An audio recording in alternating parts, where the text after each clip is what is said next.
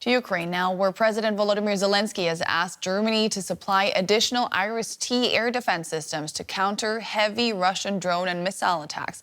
He was discussing this issue with German Foreign Minister Johann Wadephul during a meeting in the Ukrainian capital.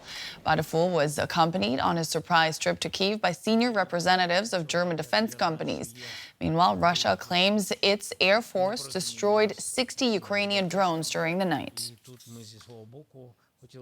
Let's bring in Frank Ledwidge. He's a military expert and senior lecturer in strategic studies at Portsmouth University. Frank, we've seen massive aerial onslaughts on Ukraine in recent days and weeks. What can you tell us about Ukraine's current air defense capabilities? Well, Nicole, for the last 2 years, Ukraine has relied very largely on Western supplies of anti-aircraft interceptors, that's missiles, and of course launchers like the Iris-T that you saw there. And that's because they ran out of the old Soviet interceptors they had due to the pressures that they were under. And as you said on the report, or as was said on the report, over the last few months, Russia has really been ramping up those assaults in terms of numbers. They've been able to make their own Shahid drones in Russia and make them in the hundreds every week. And Ukraine's air defenses are suffering under that. They're holding, but certainly they're under serious challenge at the moment. Mm-hmm. Now, drones have been crucial for both sides, but Ukraine has really pushed the envelope when it came to technology there. Now, they can be operated from just about anywhere. Let's take a look at this report by our colleague Max Zander.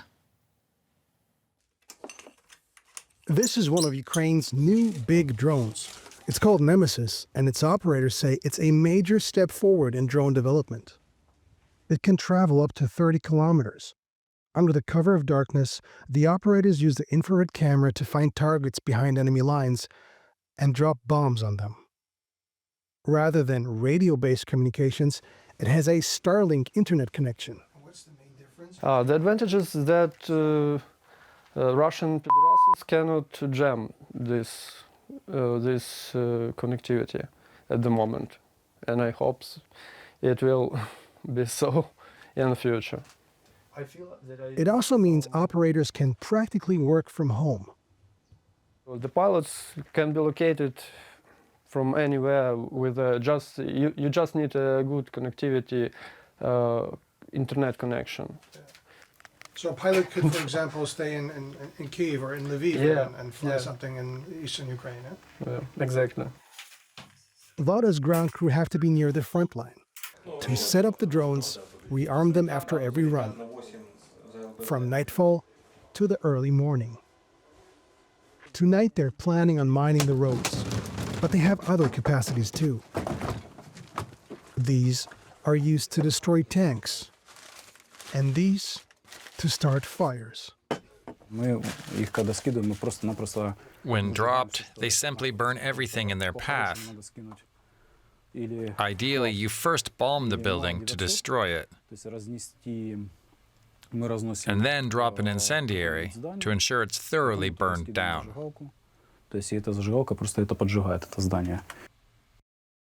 Leaving nowhere to hide.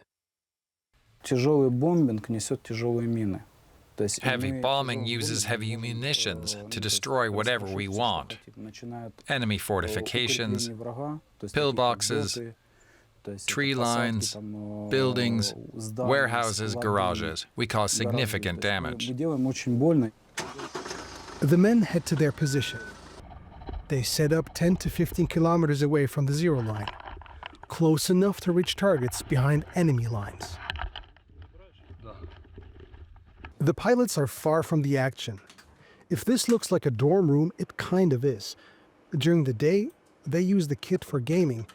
At night, they operate a sophisticated military operation.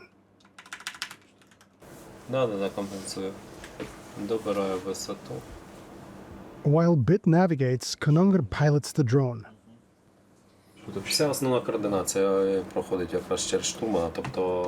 The main coordination is handled by the navigator.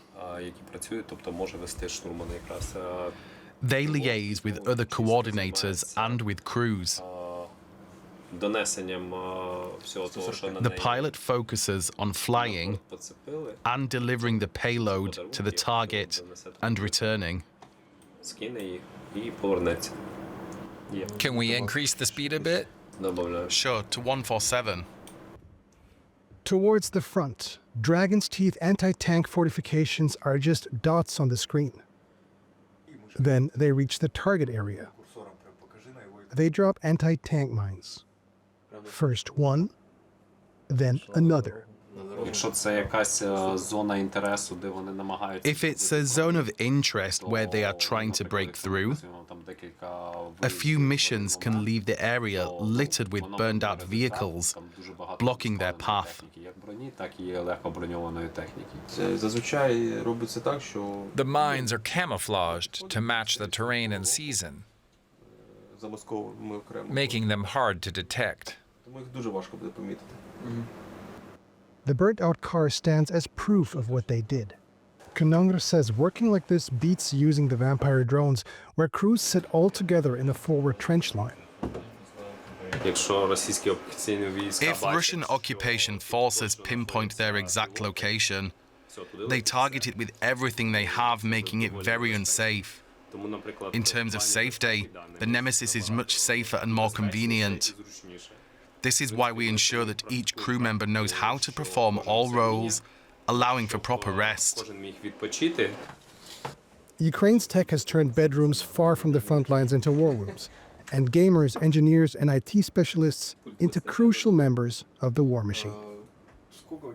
Frank Ledwidge is still with us. Frank, bedrooms turned war rooms. What does that mean for the future of this war?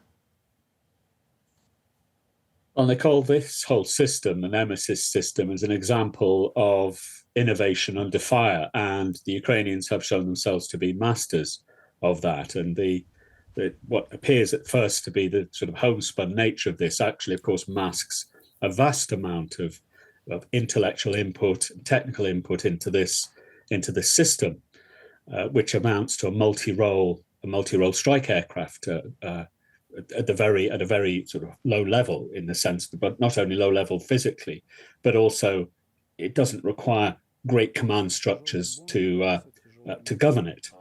However, that said, what struck me there in that report was how similar, on a very small scale, the setup they have is to the vastly complicated drone systems that Western air forces operate. Although, as you say, very much in a backroom context.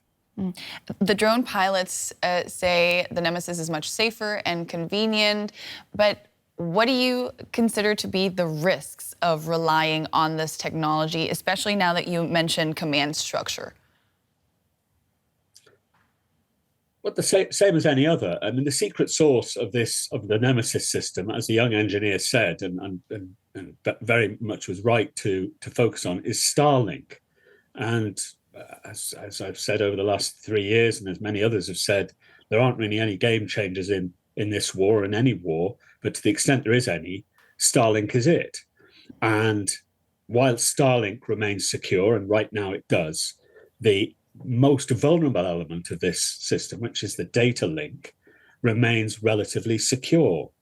Of course, the other physical risks still apply to any operators, and there will be the Russian intelligence will be out looking for these people and their control centers. But I think they'll be very lucky to find them in those cases. Equally, though, the Russians are developing very similar systems. What they don't have, though, is the Starlink, which very much is that connective tissue which gives it its security and effectiveness. How do you expect Russia will try and counter the use of Nemesis in the near future? Well, the same way as it does other strike drones. What you have there is a bomber drone, and this one can operate at night. Of course, its data link is very secure, but it is ultimately a small aircraft. And what the Russians do is what they do, and the Ukrainians too, by the way, in countering large drones, is they operate what's called layered air defense systems. They will, whilst Starlink itself isn't particularly vulnerable to EW, electronic warfare, there are ways whereby EW can interfere with it. But most importantly, of course, they can simply be shot down. So Russia will operate radars, missiles and gun systems to do that. And they developed those systems over many years and continue to do so.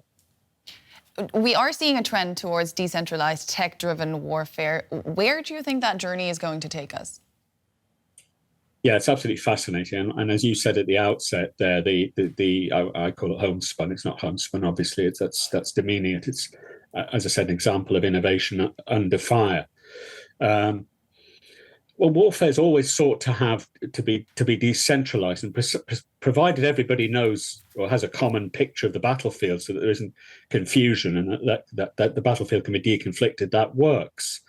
So what you have to have is decentralized operations and centralized command and control. And right now, the Ukrainians have that. And what we don't see in that report, and that's because quite understandably, Ukrainians aren't going to show it to us, are the command and control systems they're developing, very many of them driven by AI. They're way ahead of certainly of the West in that respect on the battlefield. Right, that was military expert Frank Ledwidge of Portsmouth University. Always great to get your insights. Thank you so much. Thank you, Nicole.